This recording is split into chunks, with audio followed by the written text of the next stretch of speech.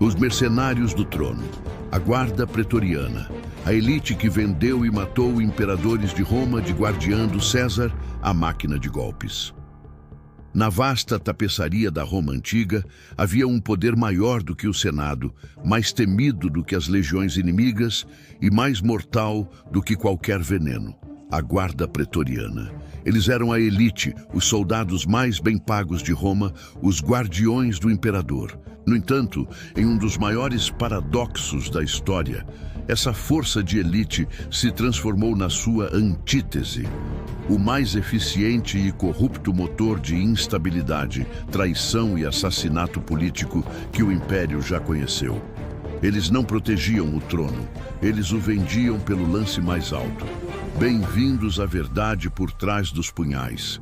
Bem-vindos ao Obscura Informação, a gênese do poder, Augusto e a semente da traição. A guarda pretoriana não foi criada para a traição, mas para a segurança. O imperador Augusto, o primeiro, sabiamente sabia que governar Roma exigia um escudo pessoal. Ele fundou 9 coortes, cerca de 4.500 a 9.000 homens. Mas ele cometeu um erro estratégico fatal.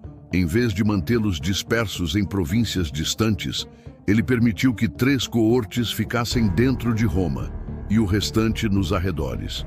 Isso deu-lhes uma proximidade inédita com o poder. Eles estavam perto demais do sangue da sucessão. A consolidação do poder obscuro, Sejano e o acampamento pretoriano.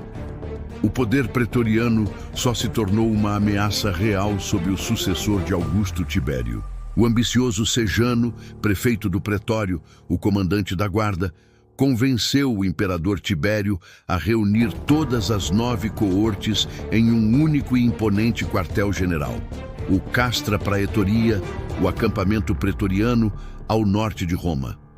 Com um único acampamento fortificado, Sejano transformou a guarda em uma força política coesa e centralizada. Sejano, usando esse poder, chegou a governar Roma na ausência de Tibério, manipulando e eliminando rivais. Sua queda foi um banho de sangue orquestrado pelo próprio Tibério, provando que a lealdade da guarda era temporária e que o seu prefeito era o verdadeiro perigo. O primeiro assassinato imperial, o canto do cisne da dinastia. A guarda não demorou a perceber o quão fácil era ditar a história. O ponto de não retorno ocorreu em 41 d.C., com o assassinato de Calígula. O crime. Calígula, o imperador conhecido por sua crueldade e loucura, dizem as lendas que ele planejava tornar seu cavalo cônsul, humilhou publicamente o tribuno pretoriano Cássio Quereia. Quereia liderou uma conspiração. O imperador foi esfaqueado em um túnel, nos fundos do Palatino, por oficiais da sua própria guarda. A eleição de Cláudio. Enquanto a cidade mergulhava no caos, os pretorianos encontraram um homem velho e assustado escondido atrás de uma cortina.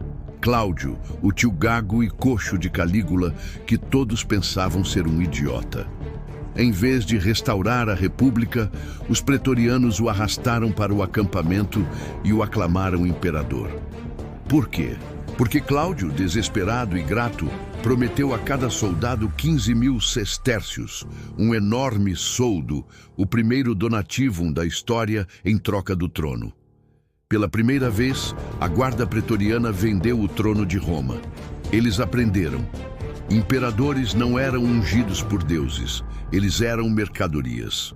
Nero, a mãe e o pretoriano, o tiranicídio por encomenda. A história se repetiu, desta vez com Nero.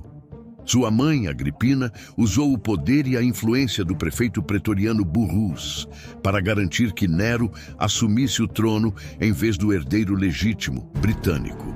Burrus foi fundamental nos primeiros anos de Nero, mas à medida que o imperador enlouquecia e se tornava um déspota, a guarda se dividiu. Burrus morreu misteriosamente, talvez envenenado por ordens de Nero, e a guarda passou para o comando de Tigelino, um homem de confiança de Nero, conhecido por sua crueldade. Quando a conspiração para derrubar Nero, a conspiração pisoniana, falhou, Tigelino foi implacável, executando oponentes e solidificando a imagem da guarda como a mão armada e cega do tirano. A queda de Galba e o ano dos 4 imperadores. Após a queda e suicídio forçado de Nero em 68 d.C., a guarda pretoriana exibiu seu poder máximo. O velho imperador Galba, trazido das províncias, se recusou a pagar o donativo prometido. A resposta da guarda foi imediata e fatal. Eles o assassinaram no fórum e aclamaram Otão, que havia prometido um pagamento ainda maior, como seu novo imperador. Mas a moeda já estava girando.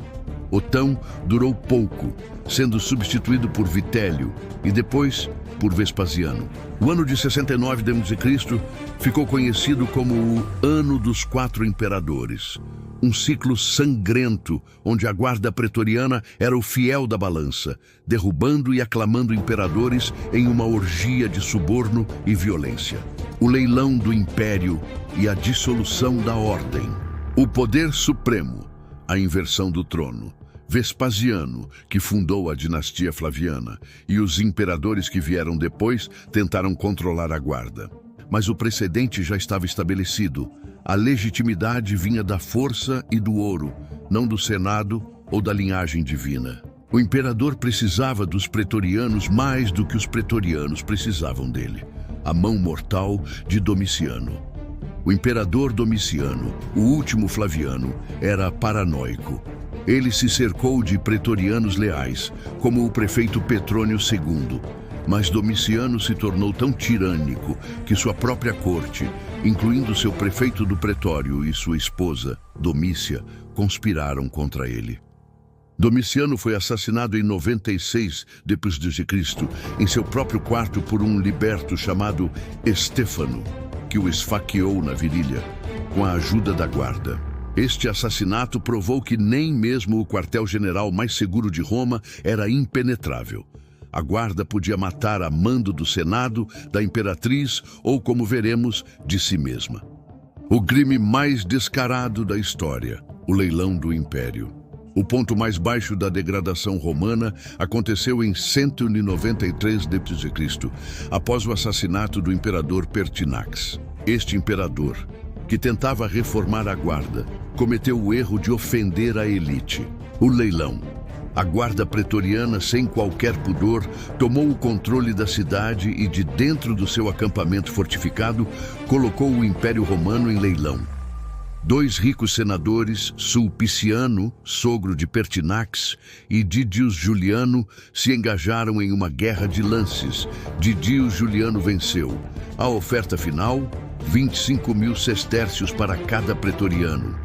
A consequência, o império, que deveria ser um cargo divino, foi comprado como uma propriedade. O povo romano ficou indignado. Juliano foi ridicularizado e durou apenas 66 dias. O episódio revelou ao mundo a verdade obscura. Roma estava à venda. A limpeza de Séptimio Severo. O fim de uma era de elite. O caos do leilão não durou. Um general duro e implacável nas províncias, Septímio Severo, marchou sobre Roma. Ele prometeu um pagamento ainda maior do que Juliano, mas não porque precisava da guarda, e sim para atraí-los para uma armadilha: a dissolução. Severo ordenou que a guarda pretoriana desarmada se reunisse fora de Roma.